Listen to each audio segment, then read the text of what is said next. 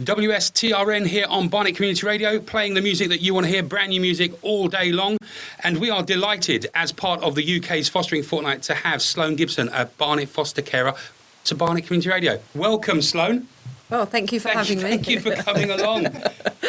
How long have you been doing fostering? I've been a foster carer for nearly 3 years. Right. And in that time, how many children have you fostered? I foster teenagers. Teenagers, so right. I've fostered one teenager.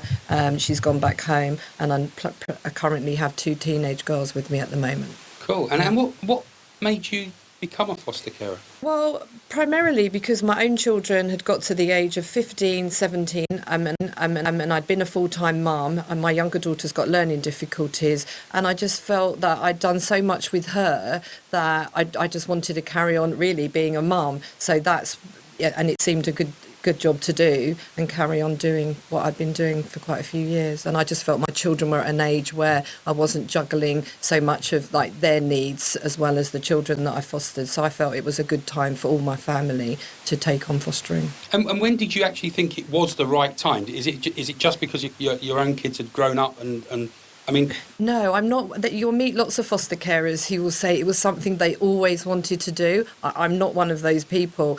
I'd come to a time in my life where a friend of mine sort of planted a seed and said, there's this information evening in Mill Hill, go along because I think you'd be a fantastic foster carer. So really it was from that. I went along to an information evening, I met some foster carers, and it was that inspired me, not listening to much the information, but listening to what they did, how they helped children.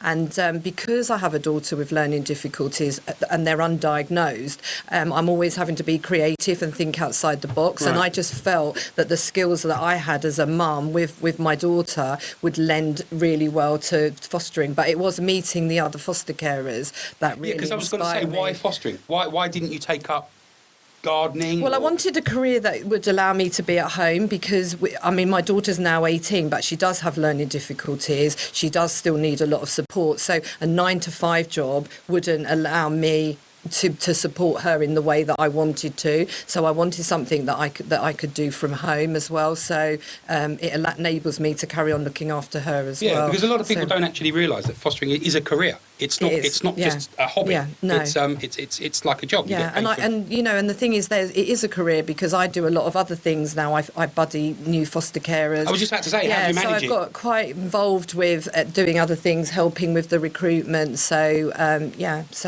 But the information evenings are brilliant, and I would say at this point, there's Barnet have an information evening, an extravaganza on the 26th, Thursday the 26th of May. And even if you're not sure whether you want to foster, if you go along, there's actually going to be some children who are fostered talking. I think we're going to be talking to one of them over the next couple of days. And that's actually. Really, if it's something you've thought about, go along and meet the foster carers because it's more than just the information of what fostering is. It's about what they really do, and I think a lot of people would surprise themselves at just how much you can help a child from just doing simple things in life, getting them to school, making sure they've got the right school uniform, making sure they've got a packed lunch. Obviously there's a lot more to it, but just simple parenting for some children who haven't had that makes a big difference. So, and what do you think personally makes a good foster carer?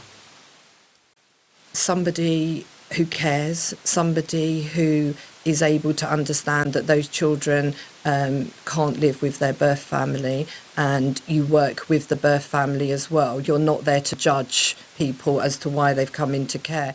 And as I said, putting boundaries in, making their life more organised. A lot of children coming into care are just living in chaos. They haven't got the right books for school, they haven't got the right school uniform, they're not eating well. And I think that's what you do. It's just good parenting, really, with good boundaries and giving them life skills. Because the teenagers, and there will be days when I think, am I making a difference? But my whole ethos at the end of the day is, if I can show them by role modelling what a good parent does, then hopefully when they go on to have their own children, they will take some of that with them, and we can break that cycle of children in care, of their children going in care. So with teenagers, it's not always immediate what you're teaching them, but that's what I hope, is that they can go on and be better parents themselves from what they learn from living with me. Brilliant. And I've got to ask, it's only a personal thing.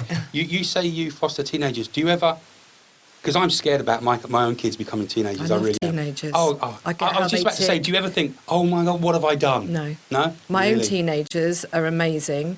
They're amazing young people because they love fostering because I love it. They've thrown themselves in. And I think as well, it's really important if you want to foster that your own family are supportive, because there's nothing worse than a child coming into care. You imagine you come into a strange house, you don't know this person, and the children in that house don't want you there. I mean, that has to be, the worst case scenario. Absolutely. And my children, they really like the fostering. I'm not saying they don't have odd days when they think, why does mum do this? But they're really supportive. So I think that's quite important. But no, I like teenagers, and I think they're a nice group to work with because they're at a time in their life that is so important because they are young adults. And yeah. Okay, I mean, over the next couple of days, we will be talking to the social care team and also to someone who's been through the care system. But from your own perspective, if there is anyone out there listening now who thinks maybe this is for me, what do you think that their next step should be? What do you think they should do to get involved? Contact the recruitment team at Barnet, or contact them and come along to the information evening. Because you're never just going to be thrown into it. The whole process is you go to an information evening, then you'll have a home visit, then you'll go on to a skills to fostering, which is a 3-day interesting course. It's fun, it's interesting, and that you can make your mind up. No one's going to push you into doing it. You might decide, like I did, wow, I can't believe I never thought of doing this before. Some people might think, no, it's not for me. So no one is going to, you get lots of support, and that's the brilliant thing about working for Barnet is the courses you go on. I mean, I wished I'd done them before I had my children, but the courses and support you get as a foster carer are excellent. So, yeah. Well, Sloan, I think you're an inspiration to others. I think you're absolutely fantastic. Thank you so much for popping along and having a chat with us. Like I say, we'll be having a chat to the Barnet social care team tomorrow, and then the day after we'll be talking to a care leaver in regards to their experiences. Just before you go, any particular songs that you like to listen to that make you remind you of one of your placements? I think doesn't remind me of my placements, but it's the Jess Glynn "Take Me Home," which is about having somebody who cares when you're at your most vulnerable stage, and I think that sums up all the teenagers I look after. Is just having someone there when you need someone to care. Brilliant. Well, once again, thanks for popping in to see us. Don't be a stranger. Pop back again. Lovely. And I can't think of a better song to end this interview with, but Jess Glynn and "Take Me Home." Thank you.